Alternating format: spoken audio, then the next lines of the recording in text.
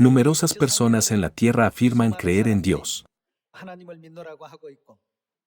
Piensan vagamente, si creemos, no seremos bienaventurados. Sin embargo, la Biblia nos hace reflexionar claramente sobre el destino y la meta de nuestra fe. Entonces, debemos reconsiderar nuestra fe a nivel personal. ¿Estamos siguiendo verdaderamente el camino de la fe con un objetivo claro en mente? Con un objetivo claro de la fe, podemos luchar por una fe que no se debilite ni se desvanezca, sin importar las dificultades o circunstancias que encontremos, ¿no es así? Por eso el apóstol Pablo dijo, que él no corría como quien corre sin rumbo fijo, no era así como vivía su vida de la fe. Veamos el libro de Filipenses capítulo 3, versículo 12.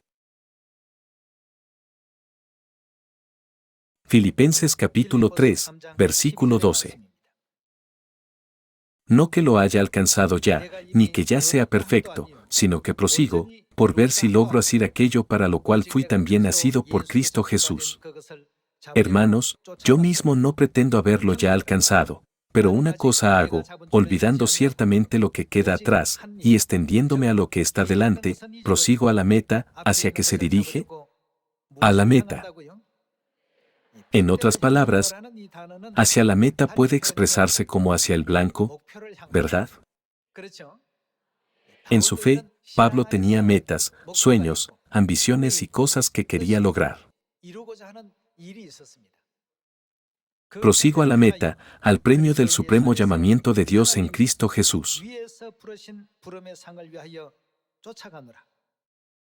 En otras palabras, siguió ese camino y vigorosamente corrió por él. Entonces, también debemos tener una meta y un propósito como esos. Ante la pregunta, ¿por qué creen en Dios? Muchas personas responden sin pensarlo mucho y simplemente dicen, es porque un vecino lo sugirió, o es porque un amigo cercano me invitó a la iglesia. Sin embargo, dado que la fe se describe como caminar en el desierto de la fe, pueden surgir muchas dificultades. El desierto es un lugar al que le faltan varias condiciones. Un lugar con condiciones abundantes y favorables no puede llamarse desierto. Allí no existe suficiente agua para beber ni suficiente comida para comer. Puesto que el camino por el desierto es, donde no se pueden satisfacer ni siquiera las necesidades básicas de la vida, Dios lo utilizó como metáfora del desierto de la fe, a través del cual avanzamos ahora hacia el reino de los cielos. Por lo tanto, es natural que haya muchas carencias en tales circunstancias, ¿no es así? Por lo tanto, es sumamente esencial la fuerza de la fe, que nos permita completar el difícil y árido viaje a través del desierto y entrar en la tierra de Canaán, donde fluye leche y miel.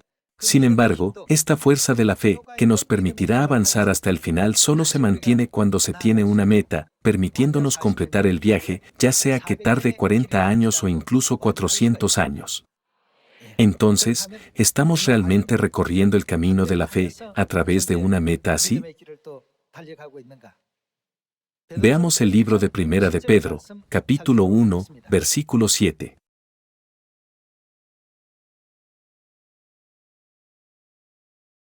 Para que sometida a prueba vuestra fe, mucho más preciosa que el oro, el cual aunque perecedero se prueba con fuego, sea hallada en alabanza, gloria y honra cuando sea manifestado Jesucristo, a quien amáis. ¿De qué forma lo hacen, sin haberle visto, en quien creyendo, aunque ahora no lo veáis, os alegráis con gozo inefable y glorioso, obteniendo el fin de vuestra fe, que es, ¿cuál es? La salvación de vuestras almas.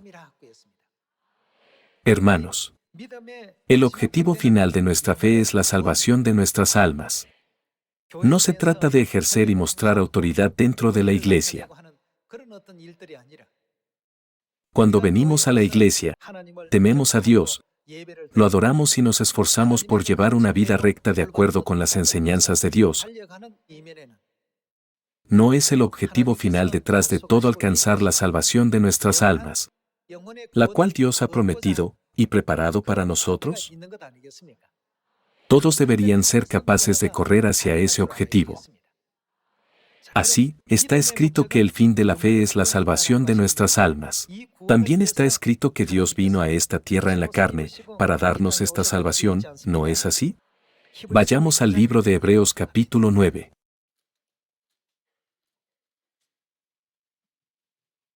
Hebreos capítulo 9, versículo 27.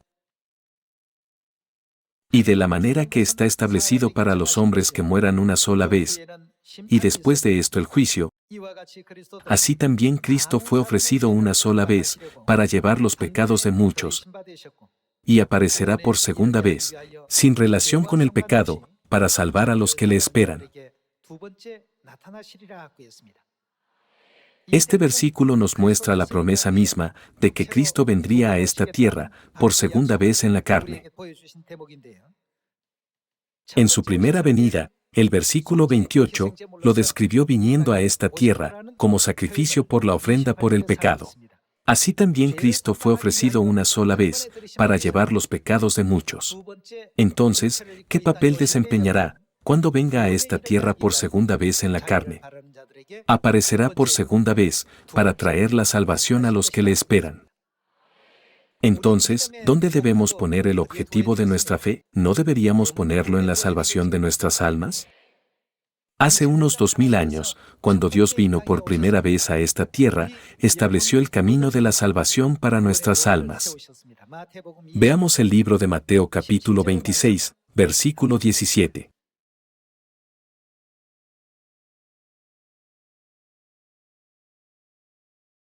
El primer día de la fiesta de los panes sin levadura, vinieron los discípulos a Jesús, diciéndole, ¿dónde quieres que preparemos para que comas la Pascua? ¿A quién acudieron los discípulos, según Mateo capítulo 26? Se acercaron a Jesús y le preguntaron, ¿dónde quieres que preparemos para que comas la Pascua? La verdad de la vida, la Pascua, que Jesús y sus discípulos consideraron muy importante, no se puede encontrar en ninguna de las iglesias de hoy. Podemos decir que la iglesia que no tiene la Pascua pierde su vitalidad. Hermanos, originalmente, la señal de la cruz era una costumbre pagana que había sido transmitida desde Babilonia. Estas se erigen principalmente en tumbas. Se levantan donde no hay vida. Sin embargo, hoy en día, se coloca en la parte superior de las cúpulas de las iglesias. Veamos el versículo 17 de nuevo. El primer día de la fiesta de los panes sin levadura, vinieron los discípulos a Jesús, diciéndole, ¿dónde quieres que preparemos para que comas la Pascua? Y él dijo, id a la ciudad a cierto hombre, y decidle, el maestro dice, mi tiempo está cerca, que iba a hacer Jesús, en tu casa celebraré la Pascua con mis discípulos. Las iglesias actuales dicen, no es necesario que celebremos la Pascua, mientras que Jesús dijo, yo la celebraré. Están excluyendo todas estas preciosas verdades y demostrando que están lejos de la verdad. ¿Quién dijo, voy a celebrar la Pascua en tu casa? Estas son las palabras que Jesús mismo pronunció directamente a sus discípulos. Veamos el versículo 19. Y los discípulos hicieron como Jesús les mandó. Ellos obedecieron lo que Jesús les había ordenado que hicieran. Si la Pascua no tuviera una promesa que pudiera salvar a la humanidad, ¿por qué estaría registrada en los evangelios de la Biblia? Es porque todo eso es necesario. Los discípulos no se prepararon por su propia iniciativa o según lo que pensaron que era correcto, sino, como está escrito, los discípulos hicieron como Jesús les había ordenado y prepararon la Pascua. Jesús ya les había dado instrucciones detalladas sobre cómo preparar la Pascua. Veamos cómo se llevó a cabo lo que prepararon de la Pascua. Versículo 26. Y mientras comían, tomó Jesús el pan, y bendijo, y lo partió, y dio a sus discípulos, y dijo, tomad, comed, esto es mi cuerpo. Esto es lo que Jesús les dijo. Jesús les ordenó que prepararan la Pascua y les pidió que prepararan el pan. Después de dar gracias por el pan, Jesús dijo, tomen y coman, esto es mi cuerpo.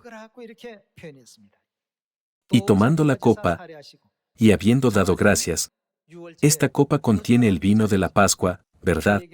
Les dio, diciendo, ¿qué dijo? Bebed de ella todos.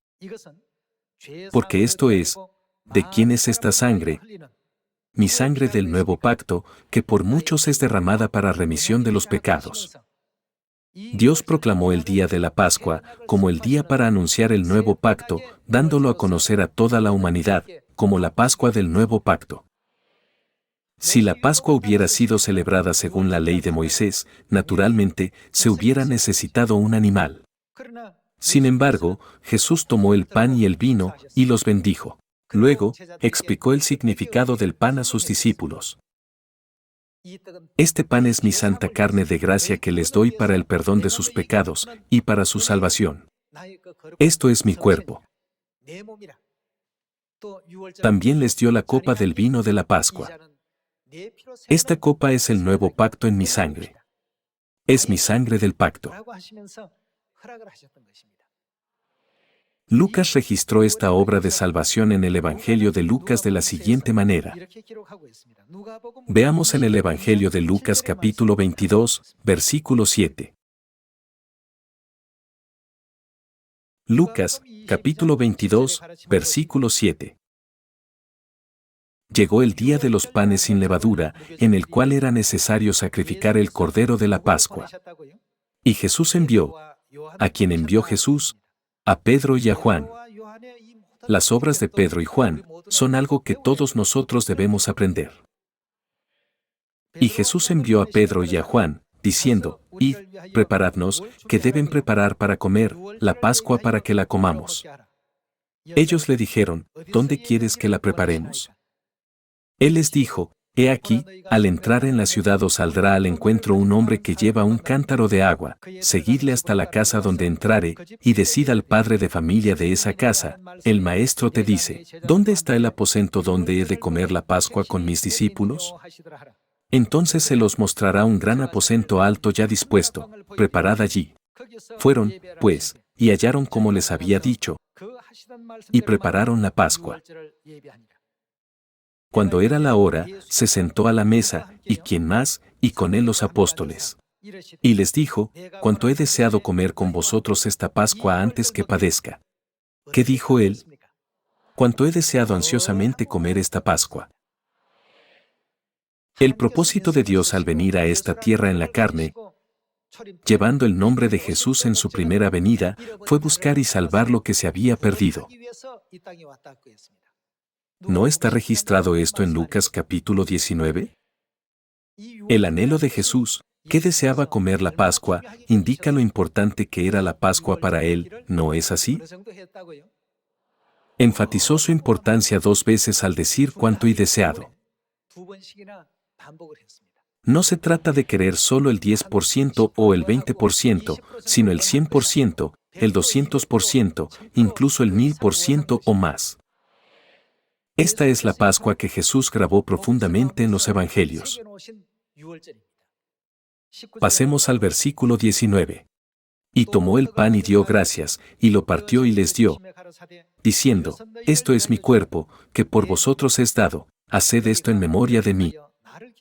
De igual manera, después que hubo cenado, tomó la copa, el vino de la Pascua está contenido en esta copa, ¿verdad? Diciendo, esta copa es, ¿qué clase de pacto es ese, el nuevo pacto en mi sangre, que, ¿por quién se derrama? Por vosotros se derrama. Jesús dijo que esta es la ley que Dios estableció para toda la humanidad. Entonces, veamos qué promesa de salvación está contenida en la Pascua. ¿Por qué dio Jesús el pan y el vino en el día de la Pascua, diciendo, esto es mi carne y esto es mi sangre? ¿Por qué Jesús incluso habló en detalle sobre la acción de comerlos y beberlos, diciendo por ustedes se derrama? Veamos el libro de Juan capítulo 6, versículo 53. Veamos el versículo 53. Jesús les dijo: de cierto os digo, si no coméis la carne del Hijo del Hombre y bebéis su sangre, no tenéis vida en vosotros. ¿Qué no tendrán? Con respecto a la carne y la sangre de Jesús, en realidad no podemos comerla ni beberla. Entonces, ¿qué se ha mostrado como la carne y la sangre de Jesús? Se refiere al pan y al vino de la Pascua. Jesús envió a Pedro y a Juan, sus discípulos más cercanos, a preparar este evento y enfatizó repetidamente: he deseado ansiosamente comer esta Pascua con ustedes antes de padecer. Dijo que todas estas cosas han sido hechas para nosotros. Mencionó repetidamente a los apóstoles que esta verdad fue dada para los que deben ser salvos. Por eso se menciona la Pascua en los evangelios de Mateo, Marcos, Lucas y Juan. Por tanto, la Pascua está estrechamente relacionada con nuestra salvación. Por eso, en Juan capítulo 6 versículo 53, Jesús dijo: si no comen la carne del Hijo del Hombre y beben su sangre. ¿Qué dijo Jesús que no tienen? No tendrán vida en vosotros. Quería decir que se encontraban en un estado de muerte. ¿Quién tiene las llaves tanto de la vida como de la muerte? Pertenecen a nuestro Dios. Dios, que vino en la carne y fue conocido con el nombre de Jesús en esta tierra, nos despertó al hecho de que no podemos tener vida a menos que comamos su carne y bebamos su sangre. Versículo 54. El que come mi carne y bebe mi sangre, tiene vida eterna, y yo, ¿qué hará él? Le resucitaré en el día postrero.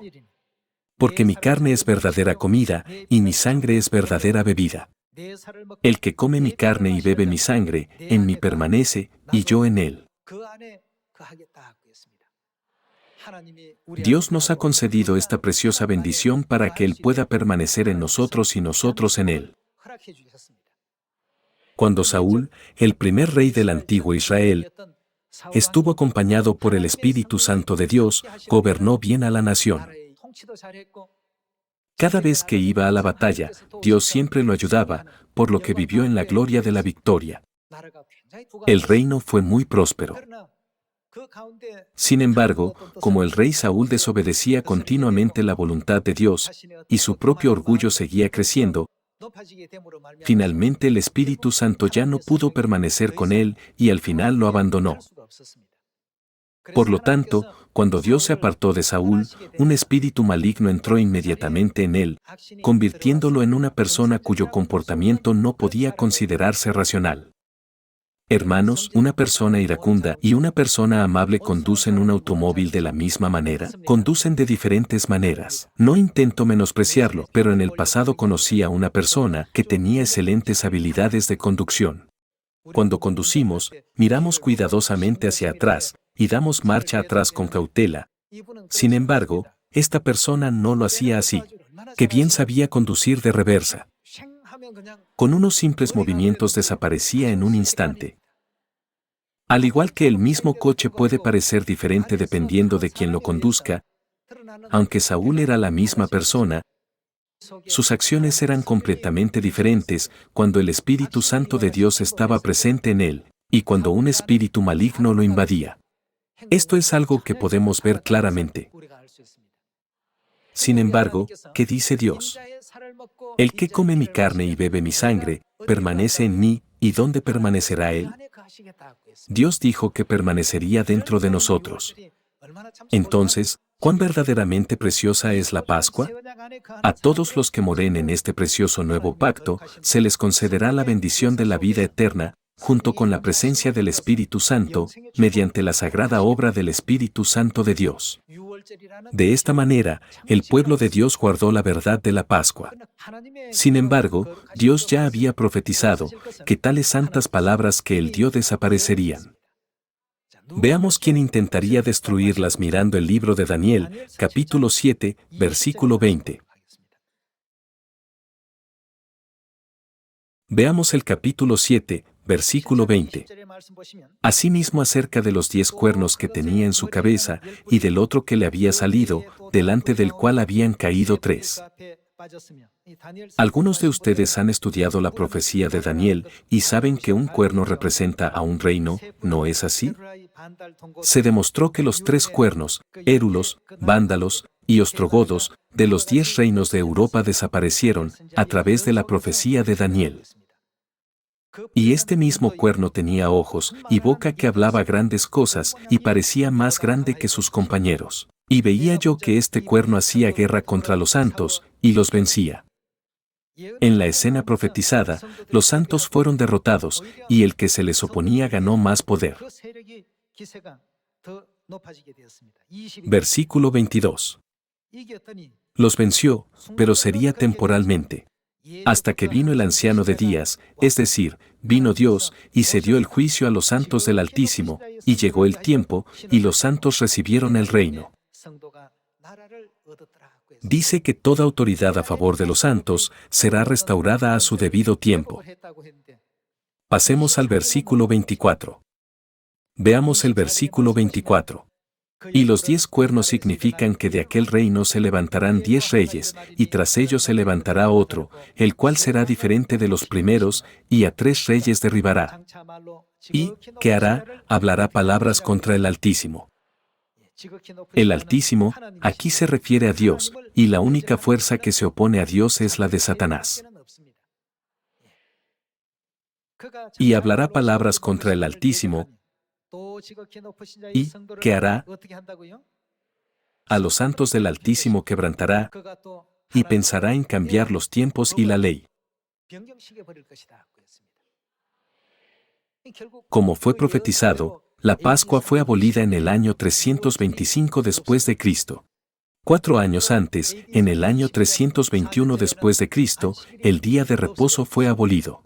Punto por punto, todo se cumplió exactamente como fue profetizado.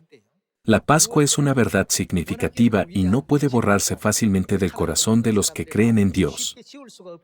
Así, en el año 155 después de Cristo, ocurrió el primer intento de abolir la Pascua.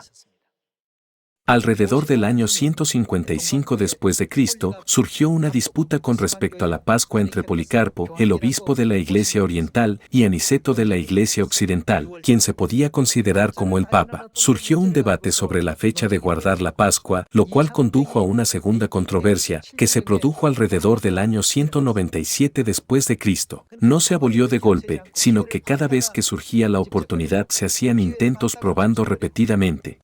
Principalmente, se profetizó que los santos serían derrotados. La derrota de los santos implica de la misma manera que han perdido la verdad. 155, 197 y 325 después de Cristo. Durante unos 300 años después de que Jesús ascendiera al cielo, la iglesia primitiva continuó celebrando la Pascua. Sin embargo, la Pascua fue finalmente abolida en el año 325 después de Cristo por el emperador romano, que era el líder del culto al dios Sol, y por la Iglesia Católica Romana que se unió a él. ¿No está escrito que hablará contra el Altísimo, oprimirá a su pueblo santo, y tratará de cambiar los tiempos establecidos, y las leyes? Abolieron la Pascua que Dios nos ordenó guardar. Introdujeron la costumbre de la Navidad. Abolieron el día de reposo e introdujeron el culto dominical. Todas estas prácticas de adoración al dios Sol fueron traídas adentro de la Iglesia.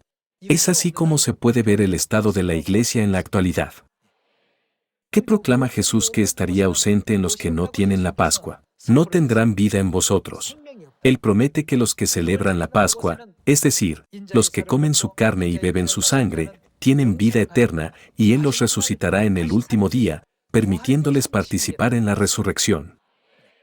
Teniendo en cuenta la importancia de la Pascua como promesa del nuevo pacto, esta abolición es sin lugar a duda lamentable. Hoy, podemos discernir estas cosas por la gracia del Padre y de la Madre. Debemos ser capaces de discernir claramente entre la obra realizada por Dios y la obra que dirige Satanás en la actualidad.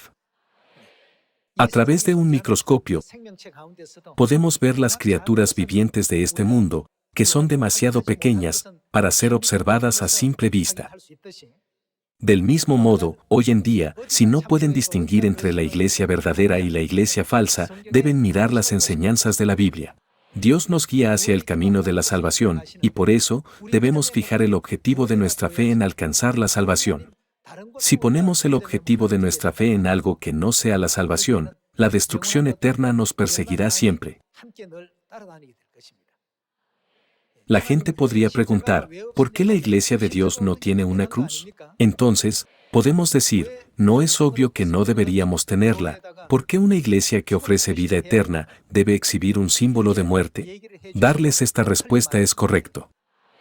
Por lo tanto, hoy, con solo guardar la verdad de la Pascua del Nuevo Pacto, que nos concedió el Padre Celestial y la Madre Celestial, ustedes y yo podemos estar plenamente seguros de que verdaderamente estamos en Dios. Con esta prueba innegable, debemos ser los que alcancen la salvación eterna con firme convicción. No debemos simplemente ir al cielo, debemos ir con pruebas. Veamos 1 de Juan, capítulo 5, versículo 9.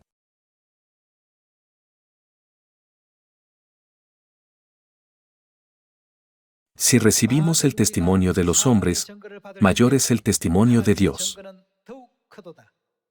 La iglesia que recibe el testimonio de Dios es la mejor iglesia del universo.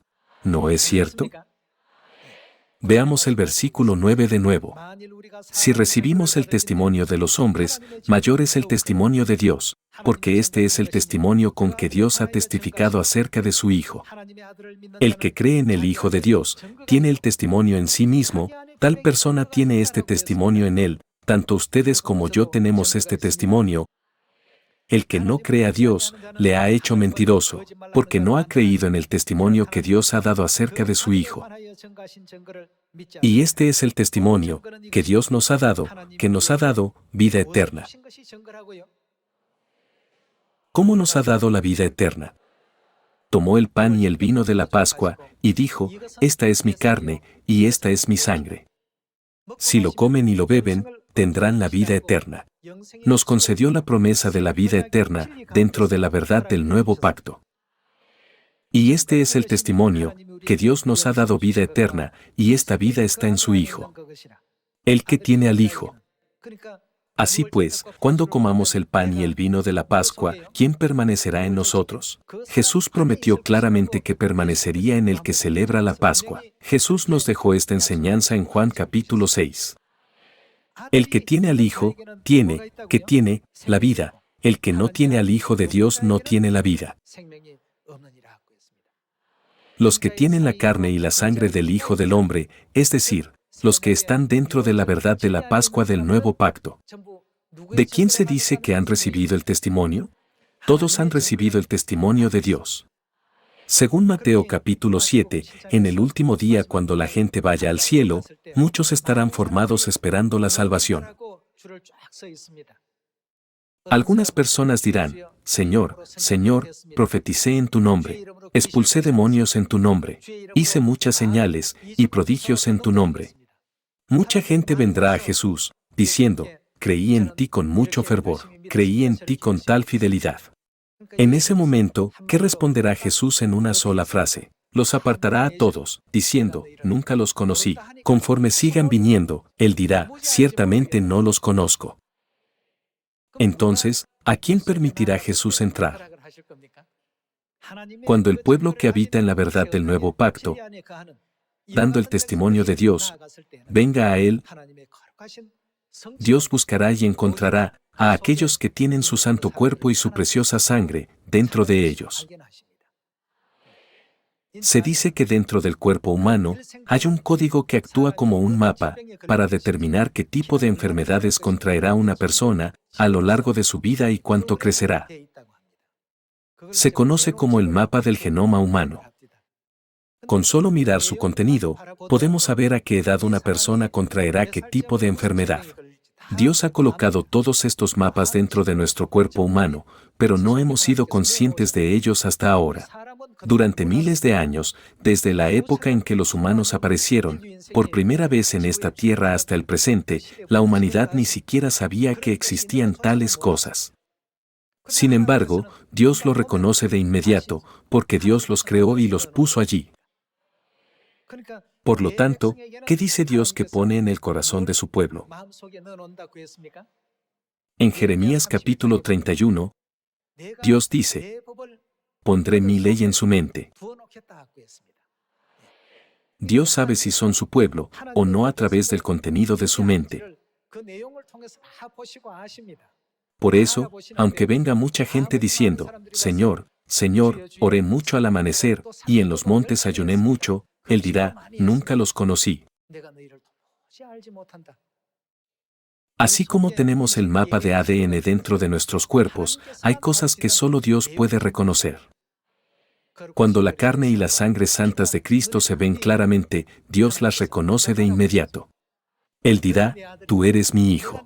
Tú eres mi hija. Entendamos y vivamos de acuerdo con esto a partir de este momento. Qué alegría que seamos reconocidos por un Dios tan grandioso y vivamos en la fe aprobada por Él. Despojémonos de todas las preocupaciones, inquietudes y temores que hemos traído de este mundo hasta el día de hoy, porque cuando entremos en el reino de los cielos, todos serviremos como sacerdotes reales por los siglos de los siglos. Hace mucho tiempo, cuando las abuelas contaban historias, siempre terminaban con, y vivieron felices para siempre. Nos contaron muchas historias, donde el protagonista siempre tenía un final feliz. En esta tierra, la gente de este mundo no sabe de quién somos hijos. Como está profetizado, Satanás, el diablo, nos afligirá a nosotros, el pueblo santo de Dios. Por eso planea una variedad de formas para traernos sufrimiento. A pesar de eso, aferrémonos firmemente a la preciosa y santa promesa de Dios hasta el final y completemos la carrera del nuevo pacto. Espero que ustedes y yo podamos seguir el camino marcado por la Madre Celestial, la Nueva Jerusalén, que es la realidad del nuevo pacto, hasta el final. Con esto, me gustaría concluir el sermón. Gracias.